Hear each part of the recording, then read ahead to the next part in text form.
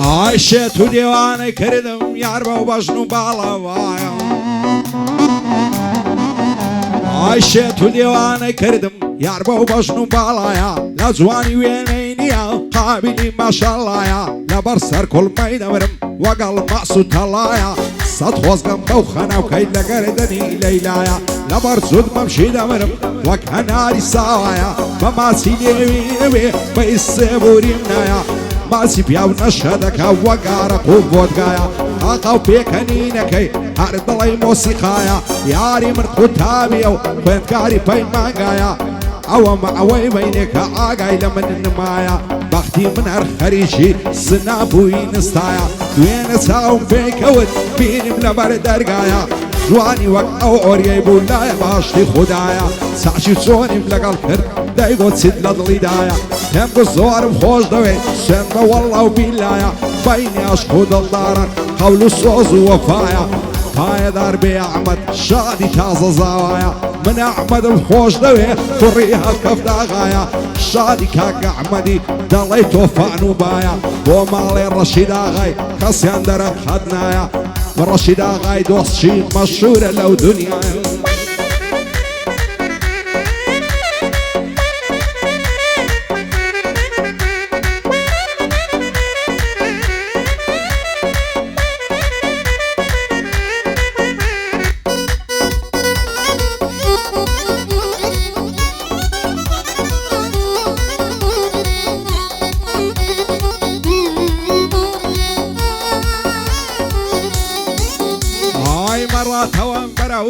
خيالات ولا شيستان زعما قرلو مش دايرة روح دالم لسر دستان حاسا غمك هاي لدست وقت رياشي تركستان هار اوان دم ولدا ممكن بقرم بدستان كشاور زي مرزن كد لخطي افغانستان بالا سرتو بجيرم لكومي تشارستان هرزان ابو ساوكت بأوران وبعيونستان ورشيشي كردستان بعد اسخينني ودستان حورز لقل طبيعات دور بين لما الفرستان احمدي هالكف داغاي بچويري ساوي فستان سن احمد زاويا دايلم ببيع راوستان دوبار ابو احمدي دايلم بخوشي دوستان قار احمد دوستي من بي اسمنا بين قسطان وعمالي الرشيد اغاي مشهور لكردستان مشهور لكردستان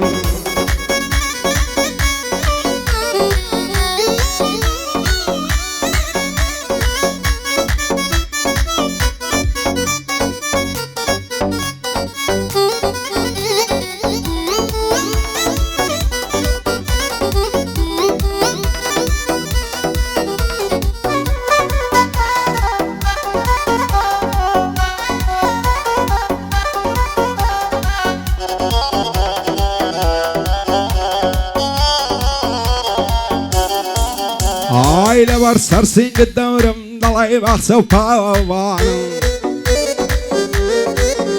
عائلة براو قرنين امرم فرلموري ومرزانم زلف الضلعي قطرانم كازقل الأسر ملعنم عقر روجين ادبينم دنيام للعزين دانا لسريس وخوراي بوعم ليدك هجانا وتساوي تراوجد وعدم كيت النشانة نكي برويد زنبيلي معلم بيتو يرانا زواني وقتهم نديت يلا نورتي إنسانا عويتوي في زوان نبي بيدينا بإيمانا لا توبجني باركت عالي من فرشانا أحمدي هالكف داغاي دالي آغا السلطانا عوساني مازلكم قد نايدم ببيقانا أحمد هالكف داغا مردن تاي فيوانا بجيزا وزيرينا ببيت ظلم ساومانا خو مالي الرشيد آغاي مشهوري كردستانا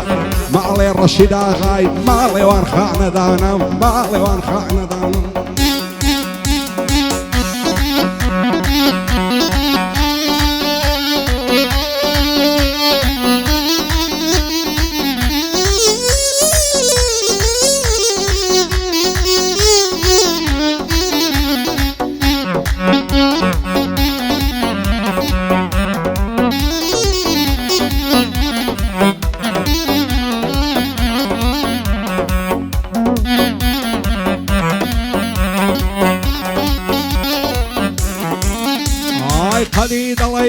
مفورة والسنجي ضلي مفورة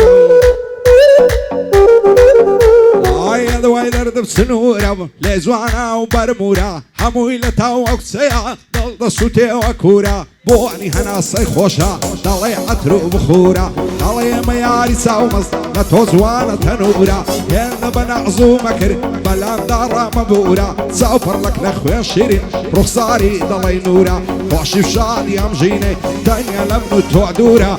احمدي هالكف داغي بشتم بتو اسطورة شاد بيزاوة زيرينا يا خو شرب بليم دورة دوباره بو احمدي ايدي كارم ضرورة بو رشيدا غاي دوستشي لبادينا مشهورة ولبادينا مشهورة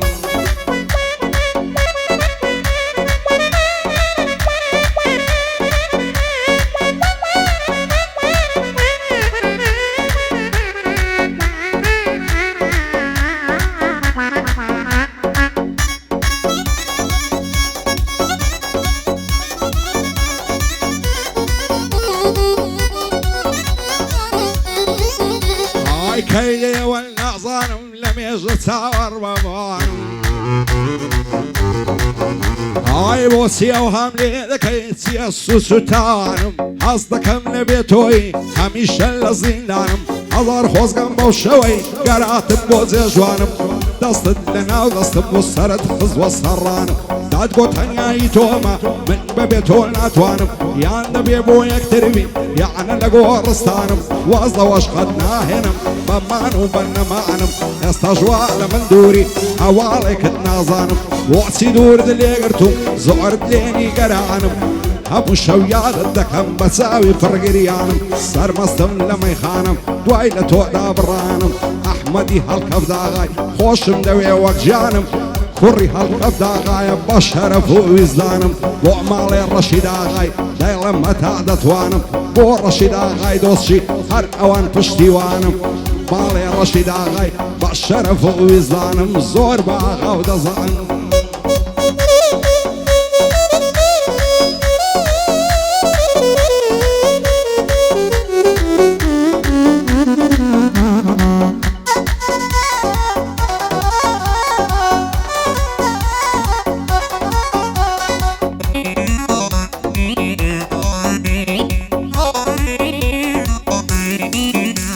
شيرني ضل شربتي زواني رزا زلتي هاي بختك من جرشة وخالص الرومتي هاي تازة ياربو من نابي شعني قرتم نقبتي شوان تاكو السبياني موايفوني لختي لقى رفيقك عند عرخريش الصعبتي زعبي منا دايتوا دايما يملا حنزتي لو التيلة تودور شعني قرتم نقبتي احمد امام هالكفتي بجيب السلامتي شاني كاك احمدي شرطة دسم خزمتي بجي زاوة زيرينا مويدا لما تايبتي رشيد آغاي دوسشي فيابي السلعوب مسرتي دوبار ابو احمدي دظارم بالليمتي عقر باسم بادينان شرطة دسم خزمتي